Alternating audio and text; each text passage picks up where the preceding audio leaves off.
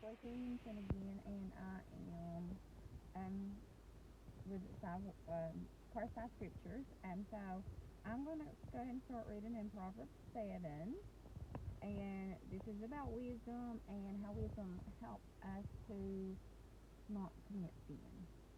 You think a lot of that would be common sense, but a lot of times we are naive, and if we don't stay in the Word, we can be easily misled, or we can we can look at things and manipulate them before we can justify them, especially sin.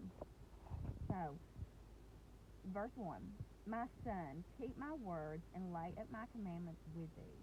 Keep my commandments, write them upon the table of thine heart. Say unto wisdom, thou art my sister. Call understanding thy kinswoman, that they may keep thee from the strange woman, from the stranger which flattereth with her words. For at the window of my house I looked through my casement. Behold, among the simple ones I discerned among the youth a young man void of understanding. So here it talks about how wisdom can keep you from making those mistakes. How wisdom is so important. Knowledge is so important that, compares it to having a sister. It's just that important. It should mean something to us as a sister, as a brother, as a sibling, as someone who's kin to us. It's it's very essential to have, and especially in these times that are really, really hard, and really, really, sin is easily justified in our time. And here it talks about, if we're wise, we read our Bible, it specifically tells us what's sin and what's not sin, and we can't justify that, no matter how much we would like to or whatever. But sin is sin, and through wisdom, we can keep from making the mistake of committing that sin.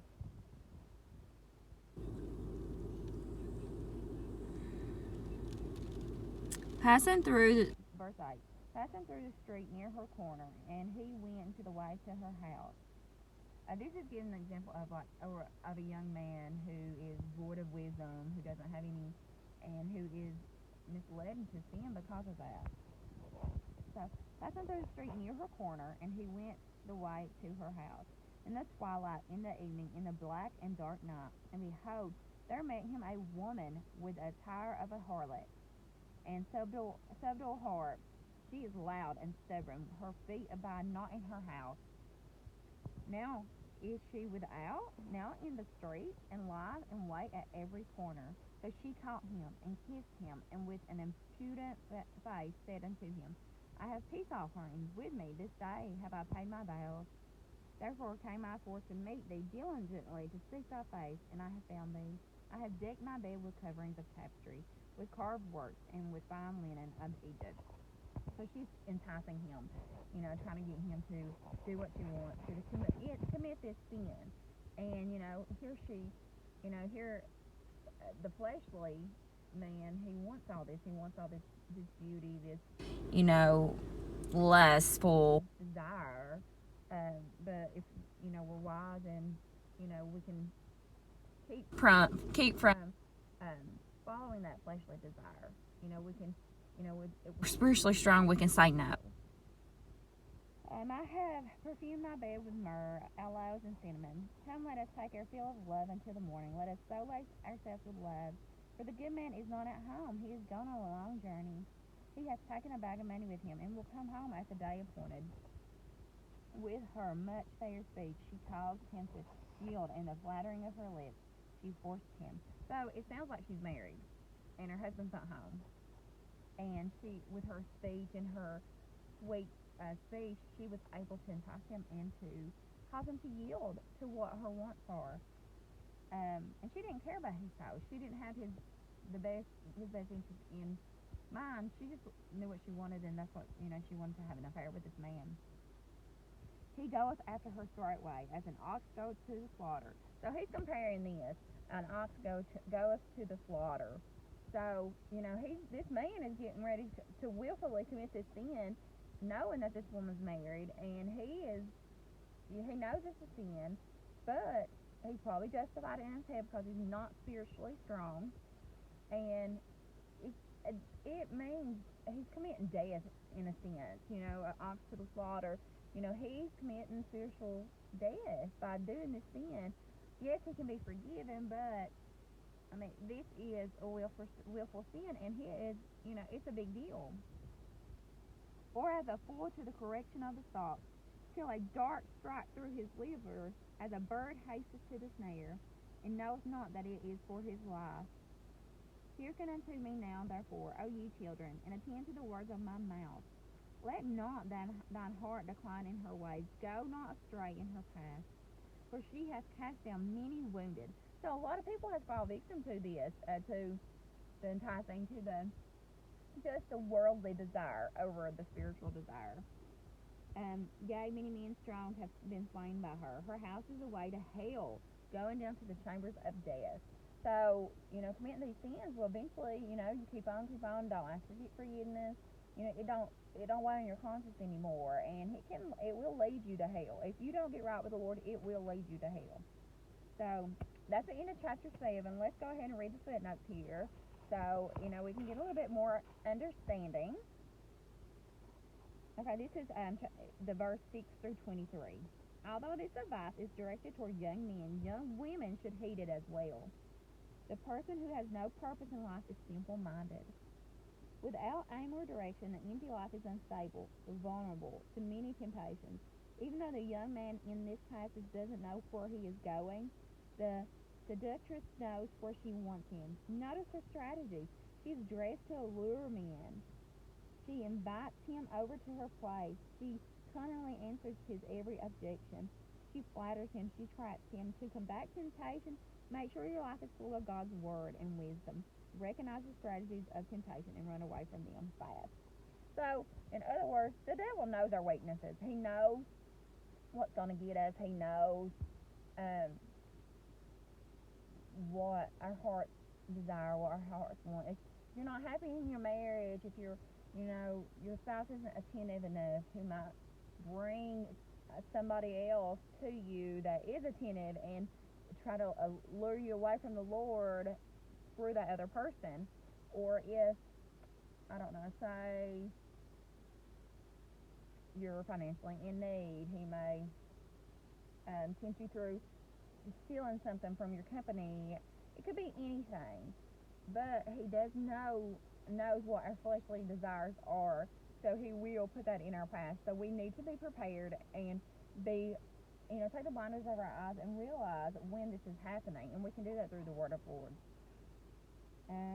This is verse 25 in chapter 7. You can take definite steps to avoid sexual sins. First, guard your mind. Don't read books, look at pictures, or encourage fantasies that stimulate the wrong desires. So this is really, really important, especially in our times. We, don't even oftentimes don't even think about watching a movie that has, sex in it, or just wrong stuff. And shows, or we'll flip through a page or a picture on Facebook. Sometimes it's just someone will share something, and we're like, well, we don't really pay attention to it, we don't look at it, we don't, we might just glance at it and not think nothing of it, but that is still, that's gonna cloud your mind. That's gonna cause you to fall into temptation. And if you wouldn't, the way I try to teach my kids, why I try to lead my household, I say, if we're watching something, or if something comes on, or we're listening to something, or reading, or seeing something, I'll say, well, would you watch it with Jesus in the room? If the answer is no, then you shouldn't be watching it at all, because he is in the room. You can't physically see him, but he's in the room. If you cannot watch it or listen to it with him in the room, then you shouldn't be watching it at all, honestly. And everybody, just because it's a norm nowadays and everybody else is doing it, everybody's going to watch 50 Shades of Grey. Everybody's going to watch all that stuff, and they don't think nothing of it, and they're like, and it's making them very lustful, reading 50 Shades of Grey or whatever. It's still not okay. If you wouldn't watch it with Jesus in the room, you shouldn't watch it at all, because he is present in everything you do, and everything you say or look at. He's there. You may be the only one in the room, and nobody else in this world will know what you're looking at, but he knows, and you'll have to stand on judgment for that one day. I remember I used to watch, for me example, I used to watch the Real Housewives, you know, all those Real Housewives of New York and Orange County and all that stuff. And I used to really like it. I thought it was funny. I thought it was entertaining. I thought these girls are just cookies. But honestly, I started feeling convicted for it, and I thought, what is wrong with me? Why am I feeling convicted? And the more I read my Bible, and the more I got into the Lord, and I thought, Lord, what am I doing? You know, they cuss all the time. They talk about sex. They talk about doing this and that. They're very inappropriate and dramatic, and that's not something the Lord wants me to watch. He don't want me to fill my mind with that kind of stuff. And second, keep away from settings and friends that tempt you to sin. Third, don't think only of the moment. Focus on the future. Today's thrill may lead to tomorrow's fun. You know, it may be fun for a moment, but then you'll be feeling convicted the next day, or you're just going to fall in a pit that you're going to have a hard time getting out. Wisdom college. Okay, so that was it for chapter 7. I also want to speak on a moment on, friends.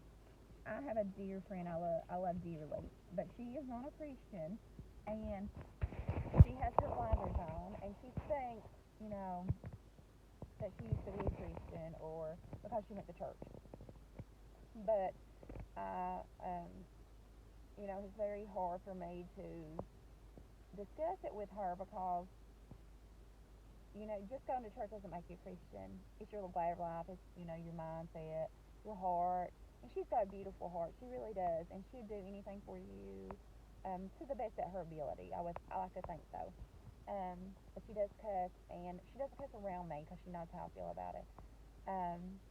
But I just wanted to put out there, it's easy to get caught up in that, having a friend or friends that do cuss or do drink or do party, and you want to be a part of something. It's the human desire to want to be a part of of friendships, and feel invited and be wanted in a group, or it's my desire to be. I like for people to like me. I like for people to want me to be there and present, and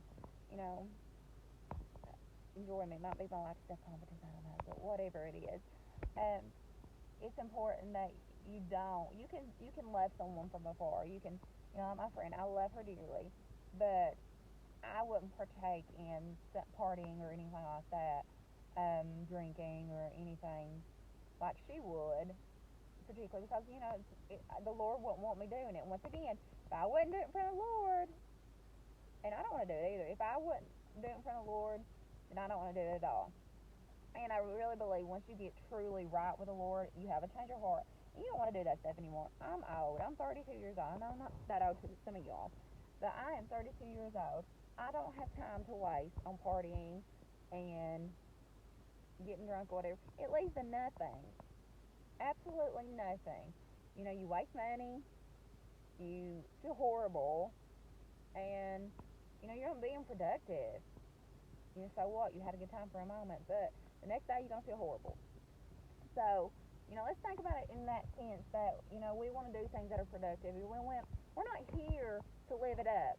We're not here to just do for ourselves, me, me, me, me. Oh, have fun. Enjoy life while you can, and stuff like that. But you are here for a purpose. Everybody's purpose is different.